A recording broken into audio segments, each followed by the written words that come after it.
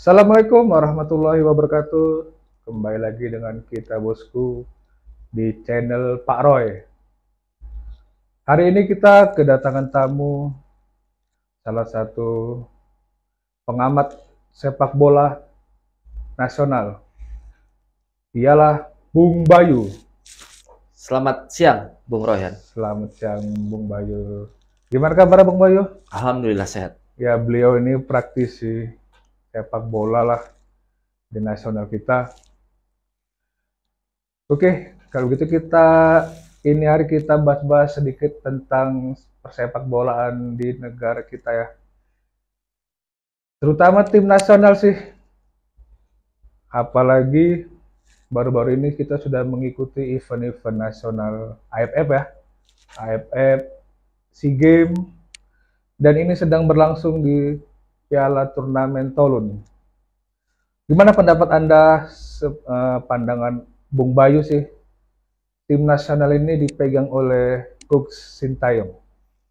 Baik, Bung Royan, ada sebuah optimisme baru kalau dari pandangan saya terkait tim nasional Indonesia.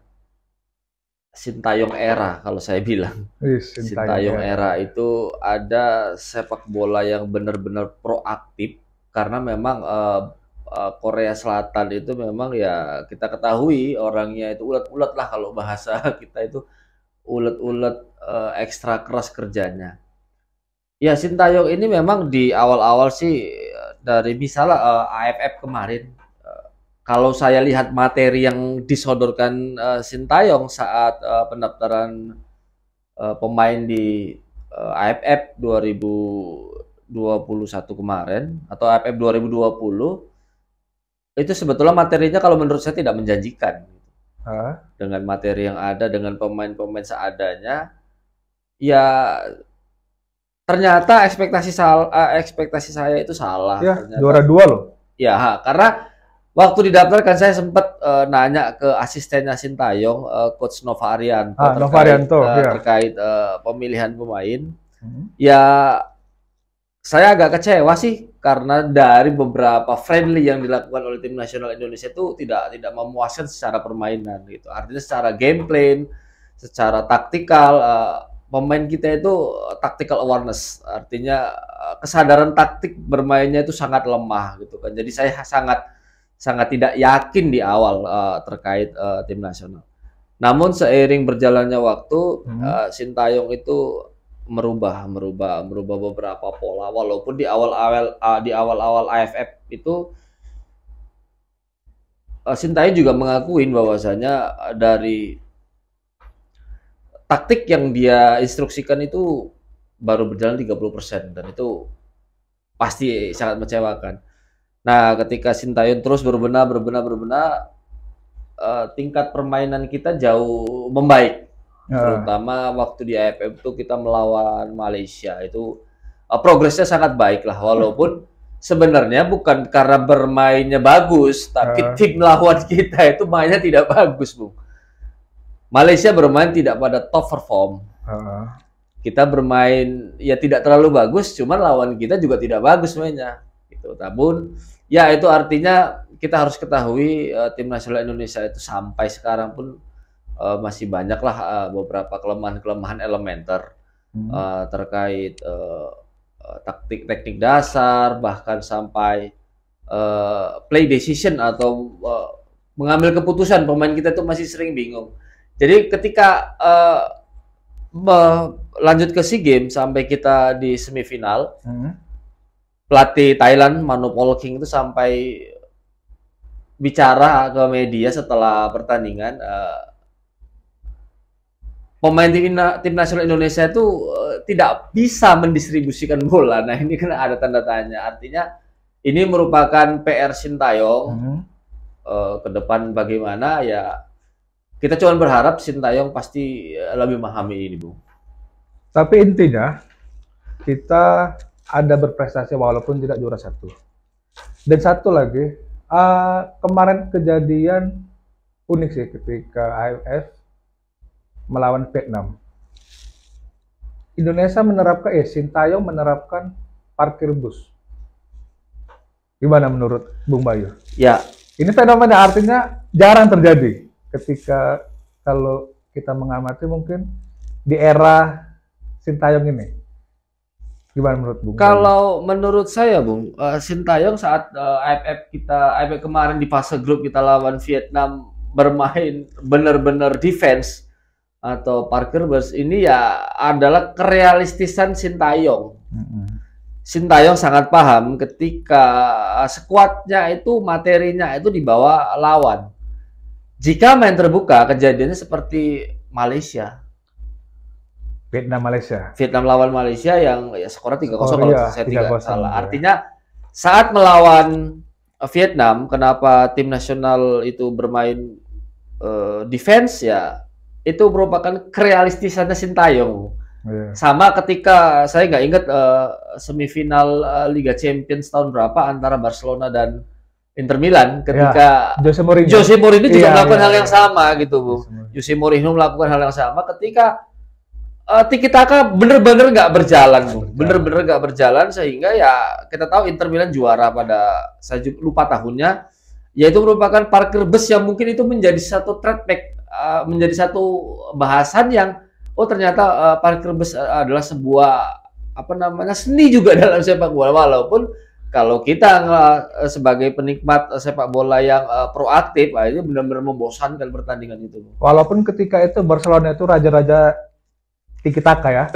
Ya kita ketahui pada saat itu Barcelona misalnya kan dengan gelandang-gelandang top, ada Iniesta, ada Xavi, ada Sergio Busquets, ada Leo Messi lagi. Itu merupakan tim impian lah. Artinya kalau saya bilang pada saat eranya Pep Guardiola, pemain-pemain Barcelona itu pemain-pemain dari luar angkasa, Bung. Karena permainannya itu sangat luar biasa. Hal itu diadopsi oleh Sintayong ketika Jose Mourinho mempraktekkan full defense ya. Sintayong pada saat AFF kemarin kita melawan Vietnam melakukan defense yaitu kalau menurut saya itu merupakan kerealistisannya Sintayong gitu. Kalau main terbuka dengan komposisi pemain yang ada mungkin kita satu tingkat di bawah Vietnam pada saat itu.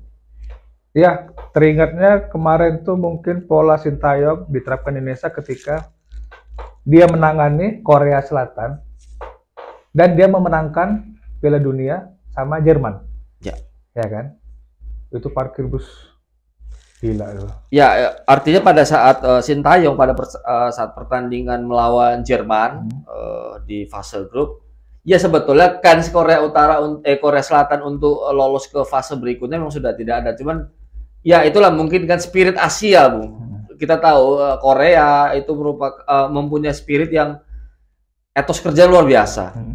Jadi Sintayong menerapkan pola yang seperti itu. Satu hal, Bung, yang perlu dicatat, pemain-pemain Korea itu dia tidak tactical awareness. Artinya mereka punya kesadaran taktik itu lebih tinggi. Artinya ketika Sintayong maunya ini, pemainnya bisa menerapkan polanya. Artinya game plan, taktikal itu sudah dijalani oleh pemain-pemain. Jadi ketika misalnya mereka melakukan counter attack, mereka tahu, Bung, harus gimana distribusiin bolanya.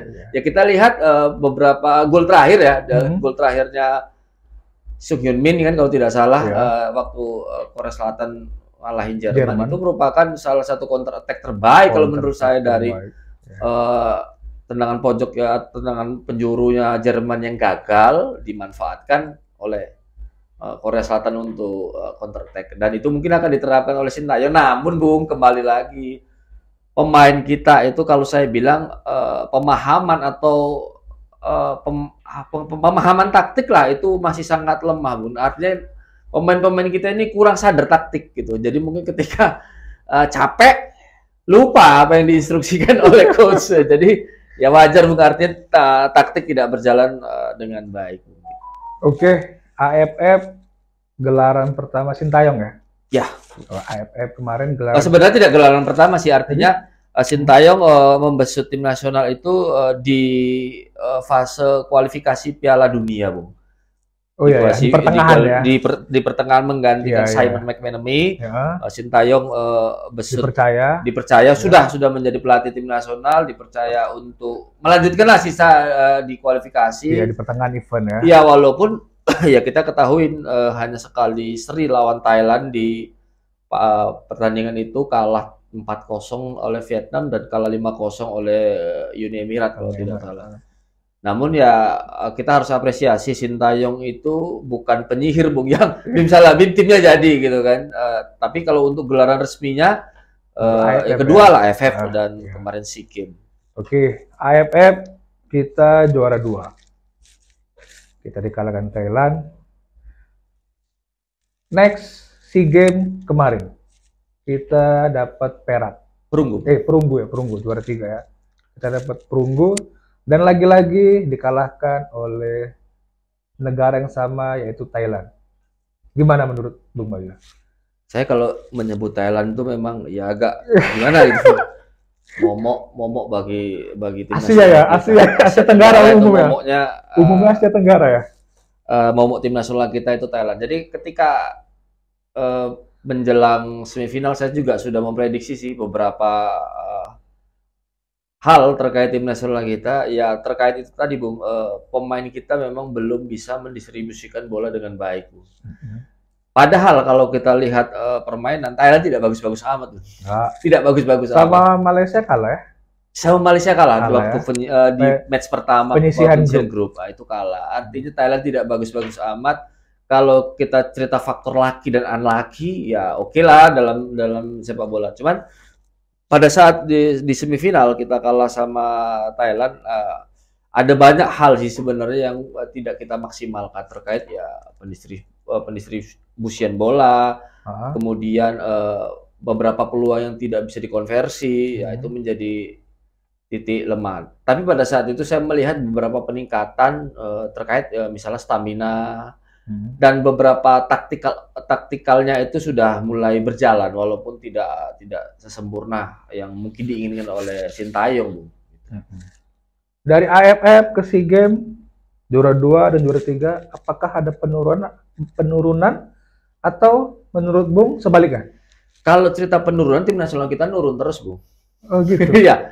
Terakhir kalau dari event resmi, Indonesia itu juara SEA Games tahun 1991. Itu pertama kali Bung saya kenal sepak bola itu tahun 91. Saya kelas 1 SD, di rumah saya itu nonton bareng lah istilah sekarang. Tapi pada saat itu karena TV-nya hitam putih, final saya semifinal kalau tidak salah saya nonton lawan Singapura menang 2-0 dan di final lawan Thailand kita menang adu penalti. Itu 31 tahun yang lalu, Bung. Dapat medali emas SEA Games. Oke.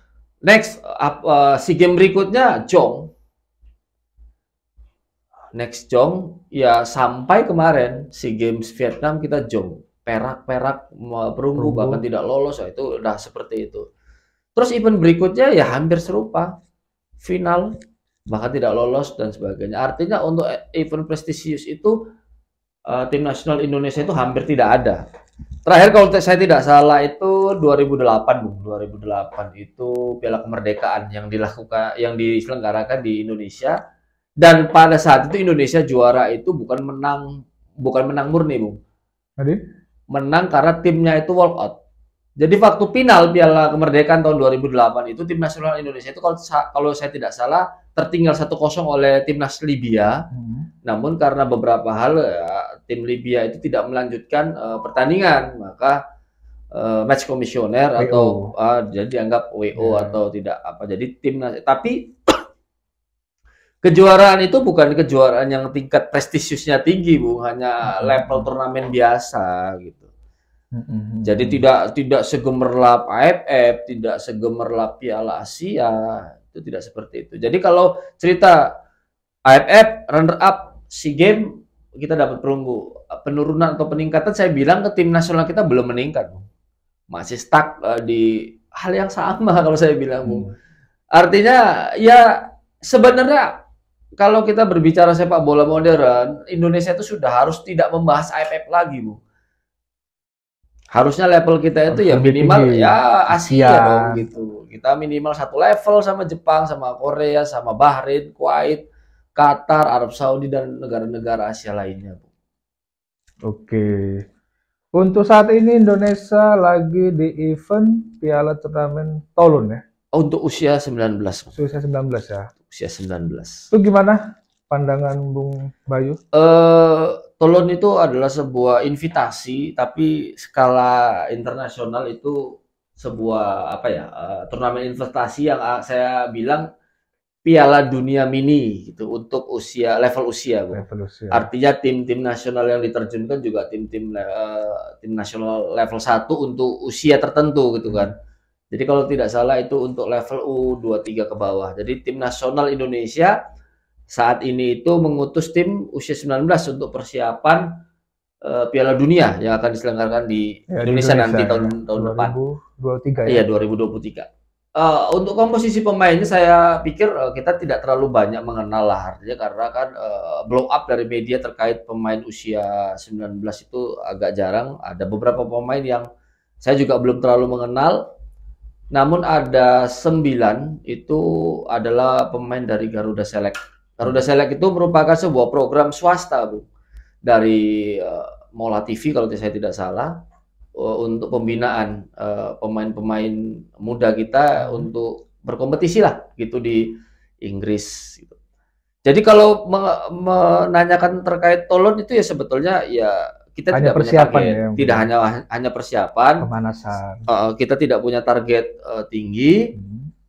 Ya PSSI ya hanya sekedar mengirimkan karena mungkin ini hanya untuk bahan uji tanding, untuk persiapan kita di mana kurangnya, bahkan untuk nahkoda timnya juga Sintayong itu mengutus asistennya Jenan Radonjic dan Bima Sakti serta Marcus Horizon dan beberapa staf pelatih lainnya untuk mendampingi lah tim ini.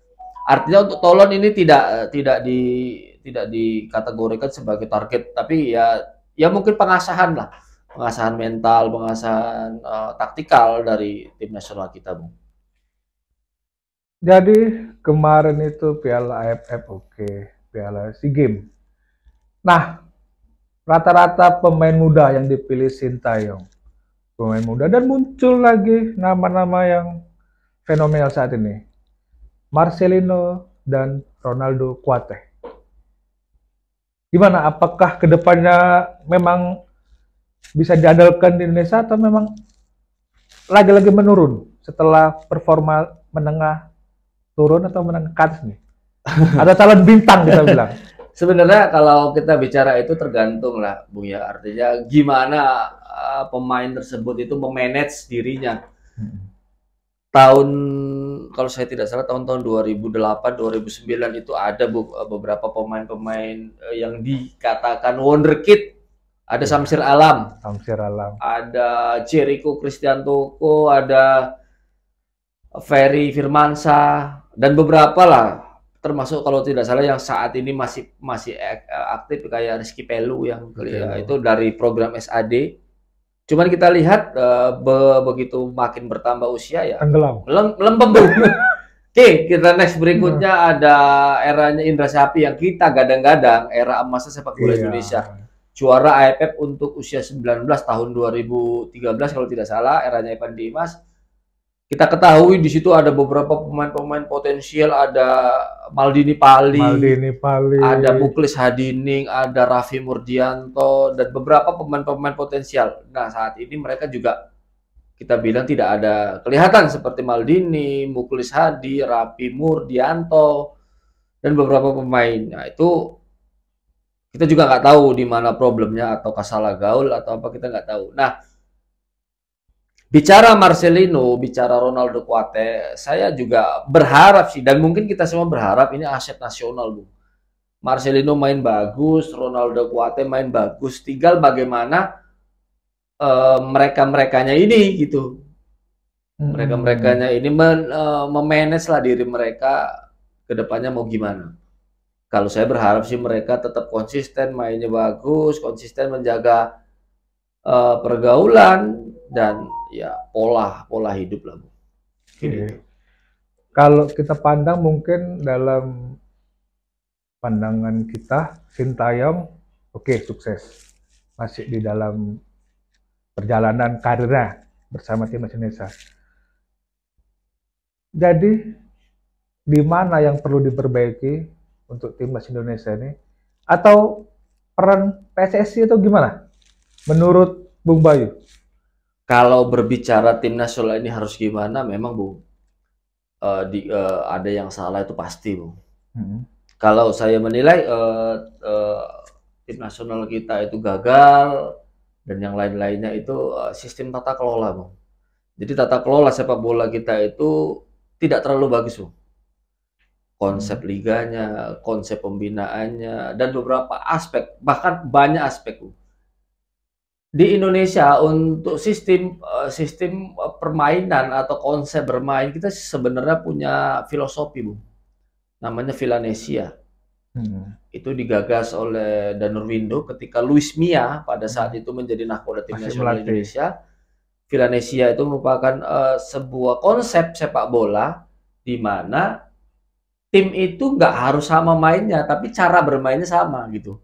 Jadi konsepnya itu ya tidak boleh beda-beda, cuman satu cara lah gitu. Kalau kita bilang Villanesia itu merupakan apa ya, kita bilang role modelnya gitu, blueprint sepak bola nasional. Tapi itu tidak terterapkan. Boleh kita cek sampai detik ini ada beberapa sekolah sepak bola yang sudah menerapkan, atau saya kira banyak yang belum. Bahkan mungkin pelatih-pelatih SSB itu nggak paham apa itu Villanesia Bung. Nah, ini merupakan sebuah hal yang aneh kan. Sementara Villanesia itu merupakan roadmap gitu kan. Artinya polanya itu dari usia dini itu sudah diterapkan, sudah ada kurikulumnya. Jadi Jadi kenapa Villanesia sekarang tidak digagas lagi atau nggak dikembangkan? Sudah digagas Bung. Artinya dari 2017 sampai sekarang ini progresnya masih gitu-gitu aja Bung. Jadi misalnya kita tanya nih, kalau misalnya ada anak-anak main bola ataupun SSB main bola, pelatihnya ditanya pakai pola Villanesia nggak? Mungkin dia malah bingung apa tuh Villanesia. Kan kita kacau gitu. Sementara itu sebuah sebuah konsep yang memang harus dijalankan untuk menuju sepak bola Indonesia gitu. Itulah konsep konstruktif, proaktif, dan destruktif kalau tidak salah kan, pola Villanesia. Itu tidak dijalankan dengan baik.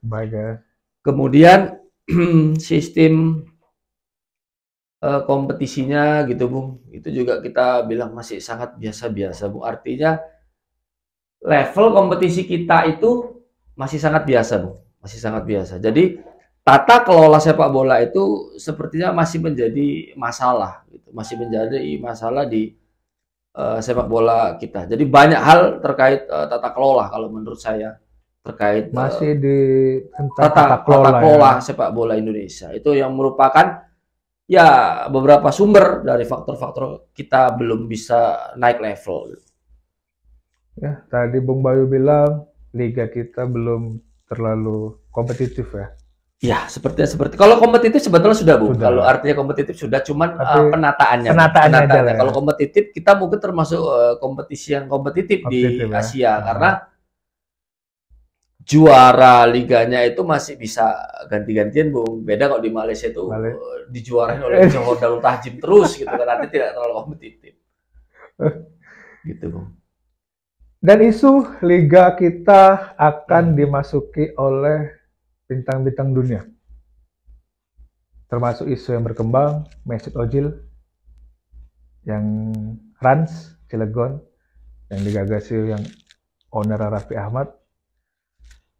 Apakah masuk ya pemain-pemain elit dunia di liga kita akan lebih gimana nih? Liga apa lebih greget atau memang lebih apa karena udah tua masuk kemari atau gimana nih Bu?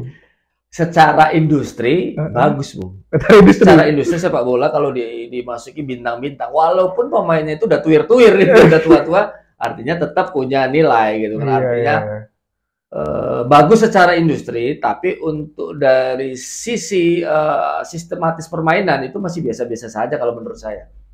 Contoh kemarin sebelumnya ada beberapa pemain-pemain top yang mantan pemain top ya mungkin pada saat bermain di Indonesia juga top. Seperti Michael Essien, siapa Muhammad Sissoko, Muhammad Sissoko. Terus siapa pemain Borneo itu kan kemarin, Sensmelt itu kan yang pemain Selandia Baru yang main di Piala Dunia 2018 kalau tidak salah. secara industri sih mendongkrak kompetisi liga. Kompetisi Tapi liga. kalau untuk apa namanya cara bermain sepertinya tidak, Bung, karena ya itu tadi Pilanesianya itu sebetulnya kalau dijalankan itu juga udah cukup sih sebenarnya kalau untuk meningkatkan skema sepak bola kita, skema cara main dan sebagainya. Iya. Jadi Bung, kita balik lagi. PSSI kemarin kalau tidak salah menggelar kongres ya? Kongres biasa, Bung. Kongres biasa ya. Apa isinya itu, Bung? Ada beberapa agenda di kongres biasa tersebut. Program 1 tahun PSSI yang akan dilakukan di tahun 2022 menyelenggarakan Elite Pro Academy, menggelar piala suratin berbagai kelompok usia, dan berbagai hal terkait kompetisi dan beberapa hal termasuk FIFA Match Day yang akan diagendakan PSSI. Cuman selain itu ada juga sih beberapa agenda lain termasuk beberapa pergantian atau perubahan nama klub. Contoh misalnya Rans Cilegon berubah nama kalau tidak salah jadi Rans Nusantara. Saya sedikit aneh. Statuta PSSI itu berubah-berubahnya itu agak-agak ya begitu, Bung. Kita bisa lihat tim itu ganti nama itu tiap tahun. Jadi seakan-akan tim di liga kita itu tidak punya identitas, tidak punya brand image yang kuat. Gitu, Bung. Jadi ketika tim-tim itu berganti nama, biasanya berganti juga home base. Jadi sepak bolanya ya gitu-gitu gitu kan. Jadi kita bilangnya pun apa-apalah gitu sepak bolanya gitu. Oke, PSSI dalam rentan waktu setahun ini yang dipimpin oleh Pak Irawan ya? Iya, Pak Iwan Bule. Menurut Anda 1 tahun kinerja beliau biasa, naik, atau turun? Biasa-biasa saja, Bung. Jadi sebetulnya dipimpin siapapun orangnya, Federasi Sepak Bola kita itu kalau konsepnya masih seperti itu, ya masih seperti itu aja, Bung. Jadi belum ada perubahan-perubahan yang signifikan sebenarnya dari sisi organisasi. Kan masih setahun kan? Iya, dari sisi organisasi, ketika diisi oleh orang-orang yang sebenarnya tidak kompeten dalam dunia sepak bola, ya kualitas federasinya kan seperti itu saja, Bung. Kualitas federasinya kan seperti itu saja. Harusnya ya kalau menurut pandangan saya, ketika federasi itu diisi oleh orang-orang profesional, dia akan ngerti dia harus berbuat apa, Bung. Bukan dia harus mengerti dia mau jadi apa. Karena ini yang menjadi masalah di sepak bola kita. Pengurus PSSI itu berpikir dia mau jadi apa. Jadi ini sebuah masalah ya sebetulnya ya harus kita siasati, Bung. Harus kita rubah, harus kita ubah mindsetnya gitu. Tapi kan bola kan nggak apa yang kita harapkan. Bisa yang tadi Bung kata AFF kemarin squad tim itu meragukan. Toh akhirnya ini di atas rumput, bukan di atas kertas. Nah, apakah nanti ketika Indonesia menjadi tuan rumah Piala Dunia tahun depan, nah bisa berbuat banyak di event Piala Dunia, apakah kinerja PSSI yang buruk ini akan tertutupi oleh prestasi Indonesia? Coba gimana cara melihat pandangan Bayu nih? Saya kalau untuk cerita bagaimana tim nasional saat ini ataupun sebelumnya, saya itu percaya coach. Pada saat Simon McManamy, saya itu orang yang paling percaya pada Simon pada saat itu. Tapi ketika kita harus hancur di awal, saya juga merasa hancur, kayak saya putus cinta, Bung, gitu. Kalau tim nasional kalah itu saya kayak ngerasa saya putus cinta lah gitu. Ya. Jadi kayak hancur hatinya gitu. Jadi kalau tim nasional nanti di Piala Dunia yang diadakan di negara kita itu harus gimana? Ya kita semua lah, Bung, selaku masyarakat Indonesia berharap tim nasional itu maksimal. Kita berharap Sintayong itu total, artinya nanti pemilihan pemainnya juga bagus. hasilnya juga bagus, Bung. Tinggal lagi ya itu tadi, Bung. Saya sampai detik ini masih sangat percaya sama Sintayong, Bung. Saya sampai saat ini masih percaya dengan Sintayong. Saya berharap tim nasional ya bisa berbicara, Bung, di Piala Dunia nanti tahun depannya. Jadi saya pandang skuad timnas nasional U23 ya, U23 ke bawah. AFF berbeda. SEA Games berbeda juga. Tolon berbeda. Atau ini konsep coach atau memang masih mencari jati diri tim atau gimana, Bu?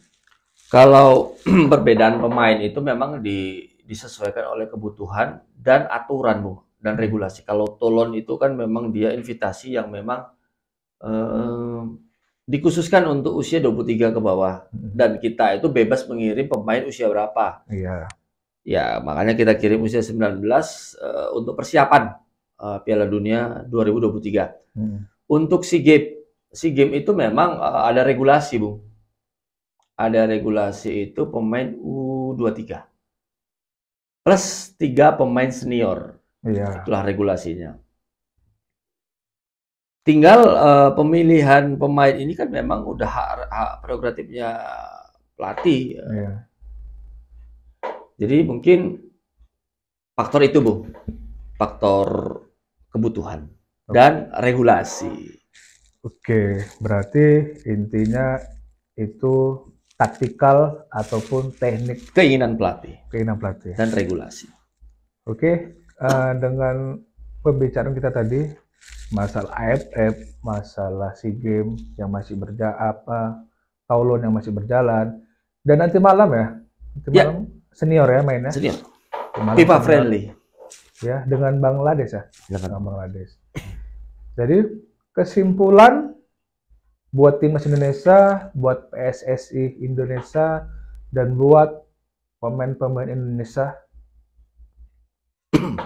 saran dari Bung Bayu. PSSI, kalau untuk PSSI-nya sarannya ya bagaimana menata kelola sepak bola dengan baik. Untuk tim nasional kita berharap dari federasi yang baik, insya Allah akan menjadikan tim nasional yang baik. Untuk pemain ya pola hidup, pola pikir, dan banyak hal yang positif-positif. Jangan ketika sukses dugem. Penyakit. Akhiri dulu, dan jangan lupa like, comment, subscribe-nya. Ya, assalamualaikum warahmatullahi wabarakatuh. Waalaikumsalam warahmatullahi wabarakatuh.